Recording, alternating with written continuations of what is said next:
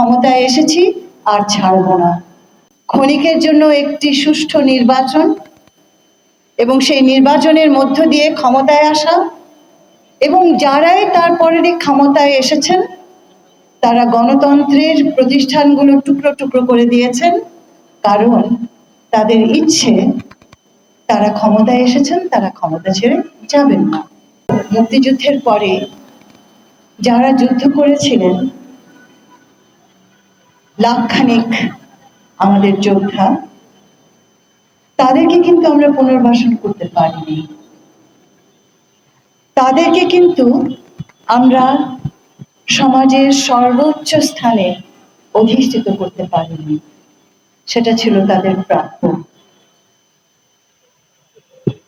বরং তাদের খালি হাতে খালি পায়ে, কারণ আমাদের মুক্তিযোদ্ধারা সেদিন খালি পায়ে যুদ্ধ করেছিল, খালি হাতে খালি পায়ে তাদের ফিরে যেতে হলো তাদের গ্রামে। বহুদিন পর, আমি তো তৃণমূলে কাজ করি, এমনও যোদ্ধা দেখেছি গ্রামে যার নাম কিন্তু আমাদের তালিকায় আসেনি। যেদিন সে যুদ্ধ করেছিল সে একজন গরিব কৃষকের ছেলে ছিল। আমার যখন তার সাথে পরিচয় হয় সে একজন গরিব কৃষক। এ কেমন অর্জন? যারা আমাদের পায়ের নিচে মাটিটা দিল, পতাকাটা দিল, তাদেরকে কিন্তু আমরা সেই সম্মানটা দিতে পারিনি সেদিন। 50টা বছর পেরিয়ে গেল, 53টি বছর পেরিয়ে গেল, গণতন্ত্র শুধু পিছতেই থাকলো মায়ার মতো। কোনোদিনও আমাদের হাতে এসে পৌঁছালো না গণতন্ত্র। যতবার আমরা ছবল দিয়ে ধরতে গেলাম ততবারই হাত ফসকে বেরিয়ে গেল। এরশাদ বিরোধী আন্দোলন, যতগুলো আন্দোলনই আমরা বলি না কেন, এক মুহূর্তের জন্য গণতন্ত্রকে আমরা দেখতে পাই আমাদের তত্ত্বাবধায়ক সরকারের জায়গা থেকে। ক্ষণিকের জন্য একটি সুষ্ঠু নির্বাচন এবং সেই নির্বাচনের মধ্য দিয়ে ক্ষমতায় আসা, এবং যারাই তারপরের ক্ষমতায় এসেছেন তারা গণতন্ত্রের প্রতিষ্ঠানগুলো টুকরো টুকরো করে দিয়েছেন, কারণ তাদের ইচ্ছে তারা ক্ষমতায় এসেছেন, তারা ক্ষমতা ছেড়ে যাবেন না। প্রতিটি রেজিম, প্রতিটি রাজনৈতিক দলের এই আচরণগুলো আমাদের গণতান্ত্রিক প্রতিষ্ঠা কঠিন করে দেয়।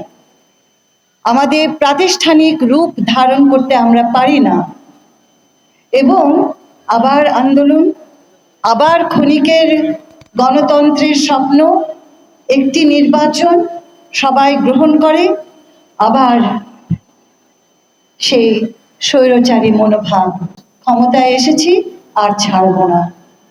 2008 একই ঘটনা ঘটল।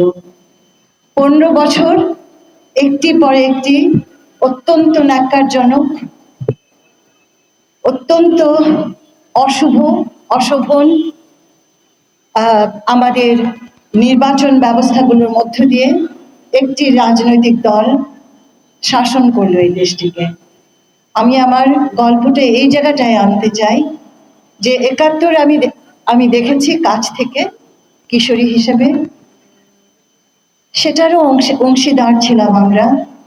2024 আমি যখন আমি দেখি আমার 71-এর মুক্তিযোদ্ধাদের পুনর্জন্ম আমি দেখি আপনারা, তোমরা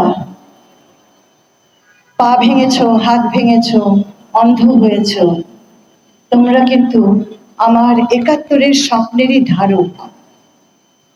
সেদিন আমরা যা পাইনি আবার তোমরা নতুন করে উচ্চারণ করলে, সেই স্বপ্নটা জাগিয়ে তুললে, এবং তোমরা ঝাঁপিয়ে পড়লে একটা অন্যায় জর্জরিত একটা সমাজকে অঙ্গুলি দেখিয়ে, বৃদ্ধাঙ্গুলি দেখিয়ে তোমরা ঝাঁপিয়ে পড়লে। তারপরে যা ঘটলো কোনো কবিতাও বোধহয় ব্যাখ্যা করতে পারবে না। তোমাদের সাহস, তোমাদের দুঃসাহস আমাদেরকে নির্বাক করেছে, অবাক করেছে, আমাদেরকে বিমূঢ় করেছে।